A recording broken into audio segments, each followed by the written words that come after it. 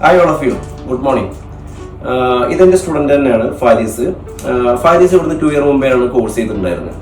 ഇതിലൊരു രസം എന്താണെന്ന് വെച്ച് കഴിഞ്ഞാൽ ഇത്രയും സ്റ്റുഡൻസ് ഇവിടെ ഞങ്ങൾ daily oil and gas course കഴിഞ്ഞു എന്നൊക്കെ പറഞ്ഞിട്ട് ഇവിടെ കുറേ CVs കൊണ്ടുവന്നിരുന്നുണ്ട്. ഒരു ജോബ് ആക്കി തരണം, ഒരു പ്ലേസ്മെന്റ് വേണം സാർ എന്നൊക്കെ പറഞ്ഞിട്ട് ഇവിടെ CVs കൊണ്ടുവരുന്നത്. അതുകൊണ്ടാണ് ഞാൻ ഈ ഒരു വീഡിയോ ചെയ്യുന്നത്. നിങ്ങളൊരു കാര്യം മനസ്സിലാക്കുക, ഓയിൽ ആൻഡ് ഗ്യാസിലേക്ക് വേണ്ട സർട്ടിഫിക്കേഷൻ എന്ന് പറഞ്ഞാൽ NDT, QC, CSIP, B gas, AP, NACE, PCN ഈ സർട്ടിഫിക്കേഷൻസ് മാത്രമാണ് പാടുള്ളൂ. മറ്റുള്ള സർട്ടിഫിക്കേഷൻസിനൊന്നും ഒരു വാല്യൂ ഇല്ല.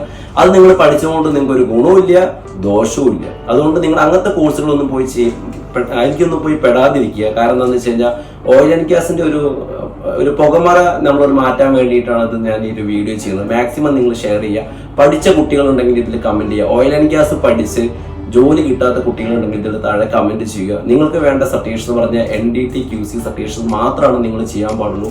ഇതെന്റെ സ്റ്റുഡൻ്റ് ആണ് ഫാരിസ്. ഈ ഫാരിസ് വർക്ക് ചെയ്യുന്ന കമ്പനിയിൽ ഒരുപാട് കുട്ടികൾ ഓയിൽ ആൻഡ് ഗ്യാസ് കഴിഞ്ഞ കുട്ടികളുണ്ട്. അതേ സ്ഥലത്ത് തന്നെയാണ് ഫാരിസും വർക്ക് ചെയ്യുന്നത്. അപ്പോൾ ഫാരിസിന്റെ കയ്യിലിരിക്കുന്ന NDT സർട്ടിഫിക്കേഷൻസ് ആണ്, അവരുടെ കയ്യിലിരിക്കുന്ന ഓയിൽ ആൻഡ് ഗ്യാസ് സർട്ടിഫിക്കറ്റ് ആണ്.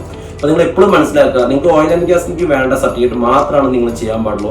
അല്ലാതെ ഒരു 10, 12, 13 സർട്ടിഫിക്കറ്റ് നിങ്ങൾ കയ്യിൽ വെച്ചിട്ട് യൂണിയൻകാരെ വെച്ചിട്ട് നിങ്ങൾക്ക് ഈ പറഞ്ഞ ഇന്റർവ്യൂസിന് പോകേണ്ട ഒരു അവസ്ഥയിലേക്ക് നിങ്ങൾ പോകേണ്ടി വരും. അതുകൊണ്ട് നിങ്ങൾ മാക്സിമം ഈ വീഡിയോ ഷെയർ ചെയ്യുക. ഒരുപാട് അച്ഛനമ്മമാർക്ക് ഇതൊരു ഗുണമാവട്ടെ.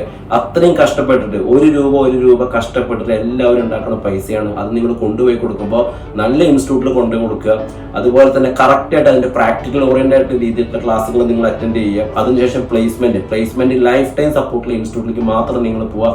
അല്ലെങ്കിൽ ഒരു മെൻറ്ററെങ്കിലും നിങ്ങൾക്ക് വേണം. നിങ്ങൾ ചെയ്യുന്ന കാര്യങ്ങൾ, നിങ്ങളുടെ എക്സ്പീരിയൻസ് പറഞ്ഞു കൊടുക്കാനും അടുത്തത് എന്താ അപ്ഗ്രേഡ് ചെയ്യണമെന്ന് പറഞ്ഞു കൊടുക്കാനുള്ള ഒരു ഇൻസ്റ്റിറ്റ്യൂട്ടിൽ മാത്രമേ നിങ്ങൾ പോയി ചേരാൻ പാടുള്ളൂ. Thank you.